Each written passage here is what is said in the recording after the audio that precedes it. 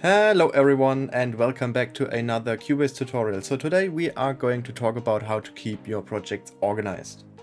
So of course the first thing we should do is naming our tracks. So let's just, for example, call these ones strings, woodwinds, brass, drums, and choir. So now the second most important thing in my opinion is to color your tracks, because coloring everything is a really good way to keep track of everything, so you always know what is going on. This is especially pretty handy if you work with large projects or templates. So Cubase normally comes with a pre-made set of colors, but I changed them to my own color palette. It is up here. And if you want to do the same, you go to Project and Project Color Setup. And now in here, by clicking on the little wheel here, you can select Insert Color. So it creates a new color, you can name it and you can change the color in here. And you can of course duplicate every color or remove it. And that way you can make your own custom color set.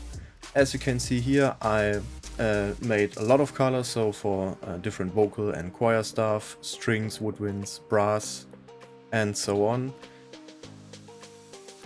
So unfortunately, you are not able to move the colors as far as I know. I haven't seen an option for that yet. So if you make a pretty big color palette and expand it over time, it will look a little bit messy after some time, because as you can see here, the colors are all over the place.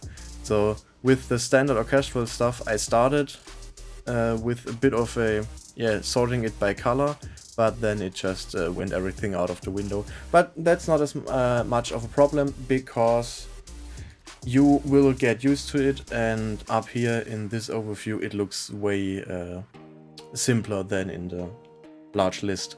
So it is not big of a problem. So you can just start coloring all of your tracks. Let me quickly do that. So as you can see, I'm pretty quick with this because I already know where everything is. And now this looks way nicer, in my opinion. So the third thing you can do is using track icons.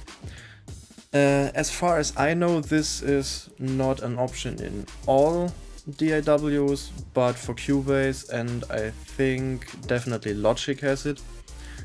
So you have the option in the mixer window or on your track, if you make it bigger in here, you have the option to make a double click, and then this window will appear and you can select one of these pre-made track icons that Cubase comes with. But in my case, I made my own self-made track icons, because I thought that especially for orchestral work, the stock track icons are not as detailed enough.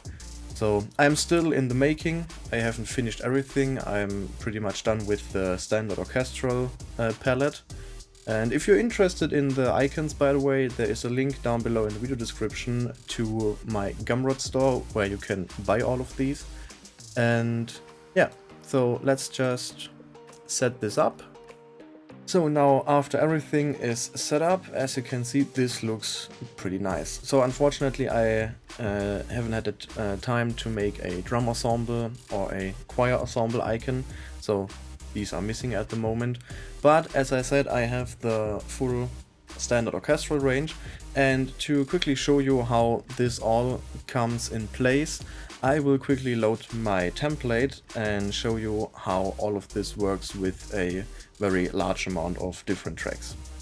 So now we are inside of my template, and I think now you can see why it is so important to have different color schemes for all of your instruments and tracks, because it makes it a lot easier to navigate a template this big. So, you know, up here are all the strings, woodwinds, brass, drums, percussion, choir and stuff. Down here are folders for different types of stems. If I have to render out group tracks or stems for whatever reason. Let me quickly pull up the mixer window and enable all the instrument tracks. So yeah, now you can see, just imagine having a session with around 80 to 100 tracks open, and you wanna navigate in the mixer window. It makes it a lot easier, at least having colors, but I think also having the track icons really helps to differentiate between the different instruments and to really see what is going on. And so yeah, this is pretty much everything you need to know to keep your projects organized. And as always, I hope this video was helpful to you, and if you liked it, please consider giving it a thumbs up and subscribe to the channel. If you have any other topics you would like to see more videos about in the future, please let me know down below in the comments, and I hope you have a great day. I will see you next time. Bye!